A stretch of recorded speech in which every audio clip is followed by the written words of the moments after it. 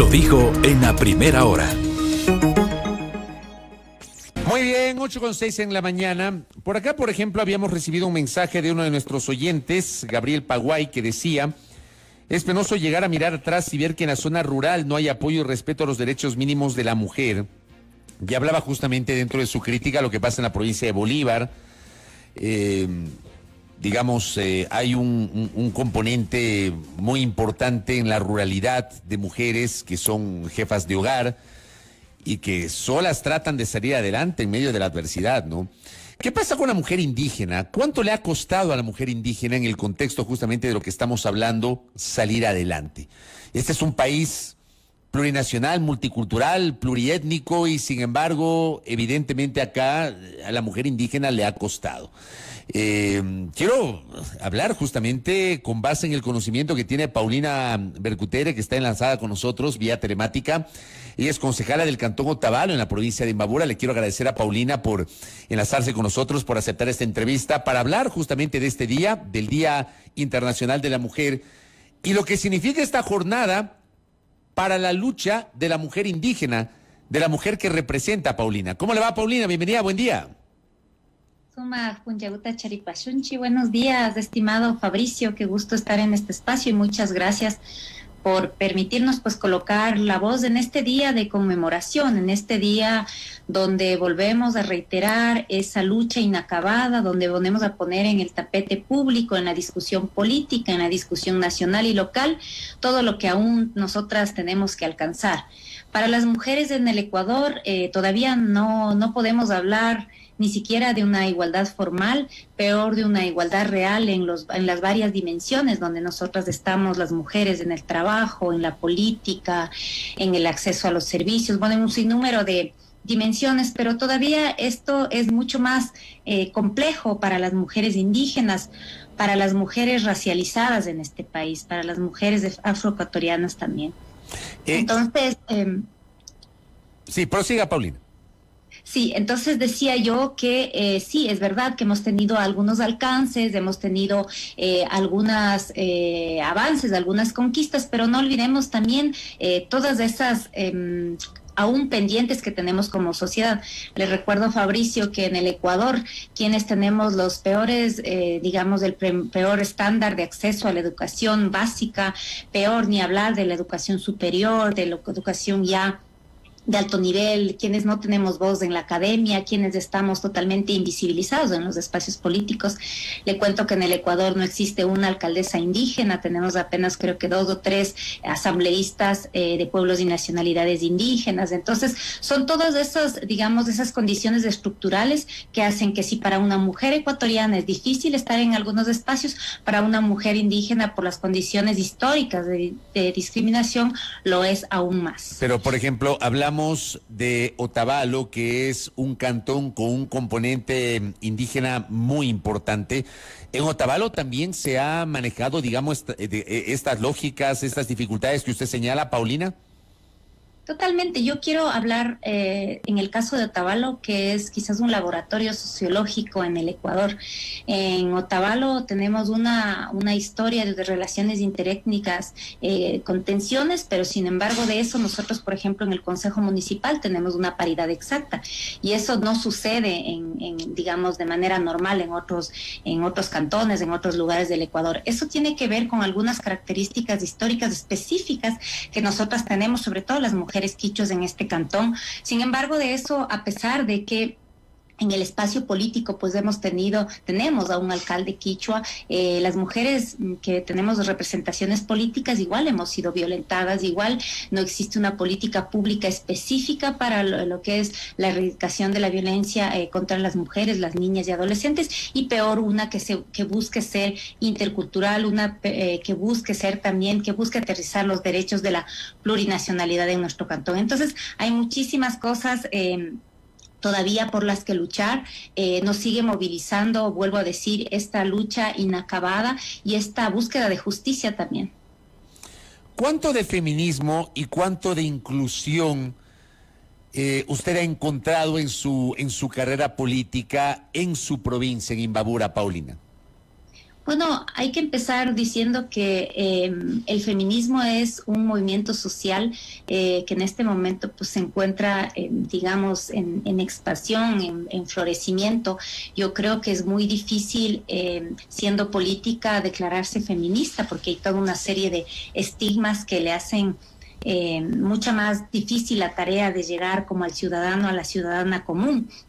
Realmente eso hay que decirlo así, eso dificulta poder colocar la voz en nuestros espacios, ¿no? En cuanto de feminismo, yo voy a decir que como política, pero también desde mi posición como feminista, el feminismo, los feminismos, el feminismo al que yo adhiero, al que yo adscribo, que es el feminismo popular, el feminismo que estamos nosotras construyendo acá también desde los territorios, desde el sur, decimos nosotras, ese me ha permitido caminar, ese me ha permitido poder también buscar transformar el espacio político, porque nosotras creo las que estamos, digamos, en estos espacios de participación política, electoral, de representación política electoral, estamos buscando también transformar esas lógicas de poder, ¿no? Y ahí para mí el feminismo ha sido como esa base que me ha sostenido, esa, digamos, un poco esa fuente para poder seguir ratificando esas demandas de justicia en varias dimensiones, ¿no? ¿Qué se entiende o qué entiende usted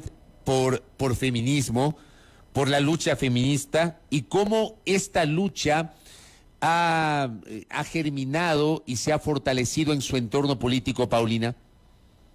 Mire, para empezar voy a decir que no existe un feminismo, sino existen varios feminismos, igual como un movimiento social, como cualquier movimiento social global, contemporáneo, tiene varias vertientes, y nosotras pues adherimos a una vertiente que cuestiona no solamente las opresiones de género entre hombres y mujeres, diversidades sexuales, sino fundamentalmente cuestiona un sistema económico clasista, que cuestiona el racismo, que cuestiona un Estado colonial, que cuestiona las opresiones, fundamentalmente de clase y también de explotación y de irrespeto hacia la naturaleza. Ese es el feminismo al que yo me adscribo y bueno, el que vamos construyendo colectivamente con algunas compañeras. El feminismo lo que busca es justamente proponerle a la civilización humana, proponerle al mundo relaciones más armónicas, no solamente entre seres humanos, sino con la naturaleza, generar otras lógicas también del ejercicio de poder, ahora mismo que estamos viviendo el peligro y la inminente de un conflicto mundial también, de lo que está pasando en el este de Europa. Nosotras nos adscribimos justamente cuestionando esas lógicas de belicismo, esas lógicas guerreristas que han tipificado la historia de la humanidad, ¿no? Y que han estado en manos de nuestros compañeros hombres que han llevado la política y las decisiones de las grandes gestas colectivas. El feminismo construye, el feminismo busca una vida mejor, una vida de afecto, una vida de cuidado para todo el mundo, para todas las personas, para todos los seres, para la naturaleza de la que nosotros somos parte. ¿A usted cómo le suena el hecho de que hay corrientes retrógradas e incluso ofensivas que digamos, señalan al movimiento feminista o a las feministas como feminazis? ¿Cómo le suena eso a usted, Paulina? Bueno, yo quiero decir que yo mismo he sido tratada de feminazi en varios espacios, aún recuerdo cuando yo era gobernadora, una de las palabras justamente para desprestigiarme, y eso me ha seguido hasta ahora. Ayer mismo un colega concejal me trató de esa manera por haber reivindicado pues con alguna acción pública con nuestras compañeras, apelando a este término que es totalmente irrespetuoso y que desconoce históricamente de manera grotesca lo que significó el régimen hitleriano en la década de los 30 del siglo anterior en Europa. El nazismo ha matado a millones de personas, y realmente que autoridades y que personas, digamos, en el discurso común, con ese desconocimiento tan craso de la historia, se quiera comparar a un movimiento social potente, pujante, que busca la igualdad, que busca un mejor mundo, con este régimen de terror, es realmente deplorable, es vergonzoso, y vuelvo a decir, aún más en la voz de una autoridad, ¿no? De las autoridades, lo que nos pasa. ¿Cuáles son los principales retos que Paulina Berkuteri identifica hoy de la mujer ecuatoriana una vez que hemos llegado a la conmemoración de este 8 de marzo de 2022?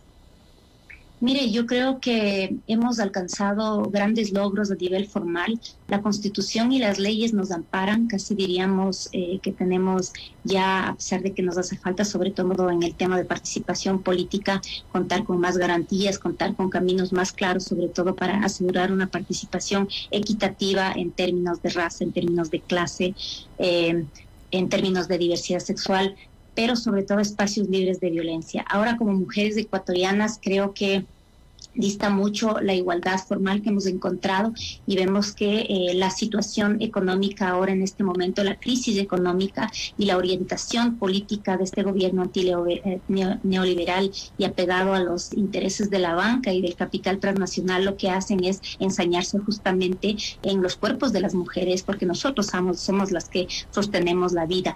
Todas estas políticas económicas que caracterizan esta crisis económica, lo que hacen justamente es que se precarice mucho más, por ejemplo, el acceso que nosotras tenemos a la salud, a la educación, y creo que ahí fundamentalmente hay una gran batalla que tenemos que dar, porque las feministas, los feminismos, las mujeres sí estamos luchando, por ejemplo, por que se respete nuestro derecho a la autonomía sobre nuestros cuerpos, por el derecho a decidir, pero también estamos pensando y politizando estos temas sobre la economía, cómo estas grandes decisiones económicas se hacen carne en nuestra cotidianidad, cómo estas grandes intenciones políticas que tienen atrás todo un proyecto también neoliberal de concebir al Estado, finalmente lo que hacen es precarizar mucho más la vida de las mujeres en este país, la vida, el empobrecimiento y vuelvo a decir, la precarización de todas las condiciones laborales, económicas, de acceso a los servicios básicos, de acceso a los derechos mínimos, como es la salud, como es la anticoncepción, como es poder mantener pues una vida digna, ¿no? Creo que esas son nuestras grandes demandas. Paulina Bercutere, el movimiento indígena, le pregunto a usted, ¿se ha caracterizado por ser machista o hoy tiene una visión distinta ese movimiento indígena? Mire, Fabricio, el movimiento indígena no es una burbuja fuera de la sociedad ecuatoriana. El movimiento indígena es parte de la sociedad ecuatoriana, de la sociedad latinoamericana y de un sistema mundo patriarcal.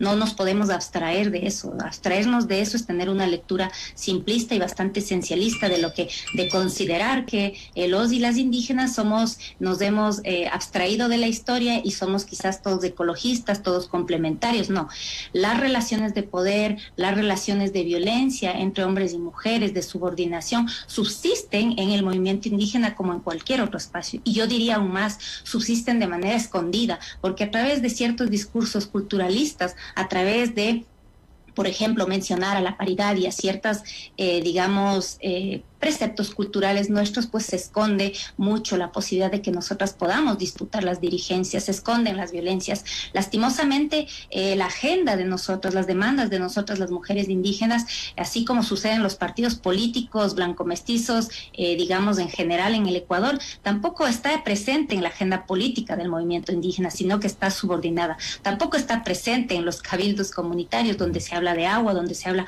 de otros temas colectivos, pero donde aún no es legítimo hablar de las violencias y de la subordinación y de la situación que nosotras como mujeres estamos viviendo. Entonces, hay una gran tarea ahí, hay una gran también lucha que nosotras tenemos que dar, no solamente para pelear hacia afuera, pero fundamentalmente hacia adentro en nuestros propios, espacios. Claro, yo le hacía esta referencia porque tal vez cuando uno habla del movimiento indígena, que tiene varias ramificaciones, uno piensa en la CONAIE.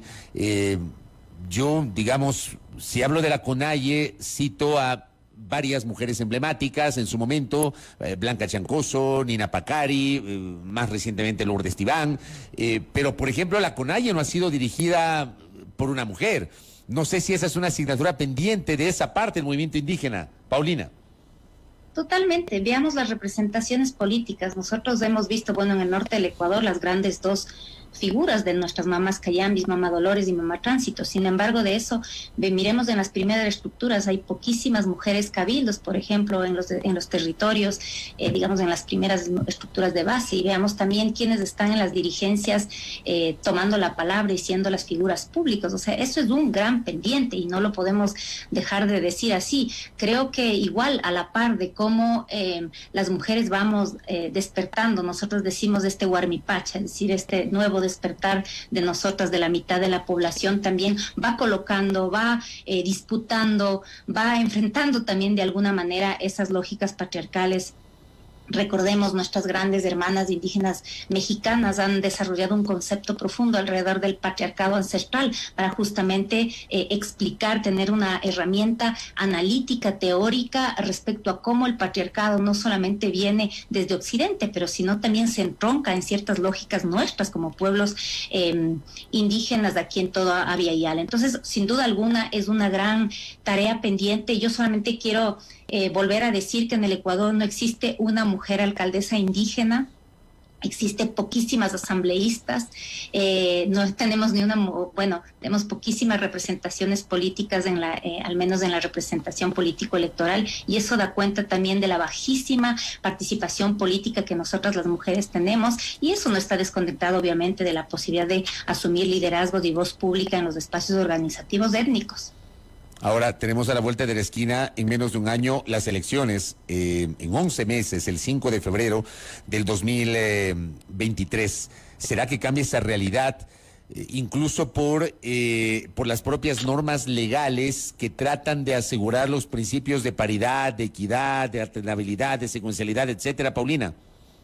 Yo creo que estos principios van a marcar una diferencia, sin duda alguna. Las modificaciones al Código de la Democracia que hemos logrado en el 2019 van a obligar a que hoy día, en estas elecciones, en el 2023, el 30% de las candidaturas tengan que estar unipersonales, es decir, me refiero a lo que es prefecturas y alcaldías, tengan que estar llevadas adelante por mujeres. Eso es un gran avance. Sin embargo, de eso no estamos, nosotras todavía no podemos decir que esa participación va a respetar, por ejemplo, la diversidad étnica que tenemos o las diferencias de clase que tenemos. Todavía no hemos llegado a eso y eso hay que seguir luchando. En el caso de Otavalo, yo puedo decir que por toda la gesta y por algunas características históricas que tenemos, los perfiles más fuertes son de mujeres, sin duda alguna, y creo que vuelvo a decir, Otavalo es un laboratorio sociológico de la historia de las relaciones interétnicas en el Ecuador,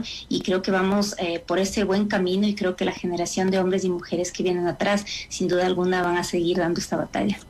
Usted es concejala de Otavalo. ¿Cuántas concejalas hay en Otavalo? ¿Y cuántas concejalas indígenas hay en Otavalo, Paulina? Nosotros tenemos en el Cantón Otavalo, somos 10 personas en el Consejo Municipal, 5 mujeres, 5 hombres, tenemos paridad exacta. De esas 5 mujeres, 3 somos quichuas, 2 no quichuas, y creo que 6 somos quichuas en total con los hombres y 4 blanco-mestizos. Creo que eso da cuenta casi obviamente de una paridad exacta desde el punto de vista de género, pero también de una paridad, de una representación étnica que corresponde al 60-40. En el Cantón Otavalo somos 60% de quichuas y 40% de no quichuas. Entonces, creo que todo el caminar que hemos tenido aquí en términos de representación política, en términos de también presencia económica de los quichuas ha hecho que estas modificaciones se den en términos también de, vuelvo a decir, representación política y un poco de disputa de poder. Ahora lo que está pasando, y eso por eso vuelvo a decir que el laboratorio que es Otavalo, es que nosotras las mujeres quichuas estamos disputando a los hombres quichuas que representan esos cacicazgos, que representan esas formas atávicas, esas formas antidemocráticas de ejercer el poder y de ejercer la violencia sobre mujeres como nosotras. Muy bien, Paulina. De todas maneras, esta cifra que usted señala sobre la realidad de Otavalo termina siendo paradigmática. Otavalo, usted lo citaba, un laboratorio sociológico, y ahí está la demostración. Que sea un ejemplo también para que en otros cantones, en otras provincias del país, se puedan replicar igualmente políticas similares. Paulina, le envío un abrazo a la distancia y gracias por estos minutos. Muchas gracias, Fabricio. Siempre aquí para compartir algo de nuestro convivir en territorio. Un gusto. Gracias y un día combativo para todas las mujeres del Ecuador y del mundo. Un gusto saludarla, Paulina. Mi respeto y admiración para usted, para Paulina Bercutere, concejala del Cantón Otavalo, indígena, hablando aquí en A Primera Hora sobre lo que significa para la mujer indígena la conmemoración de esta fecha, el Día Internacional de la Mujer. 8 de la mañana con 25 minutos en A Primera Hora por Sonorama, la gran señal nacional. Primera plana. Todas las noticias, todas las voces.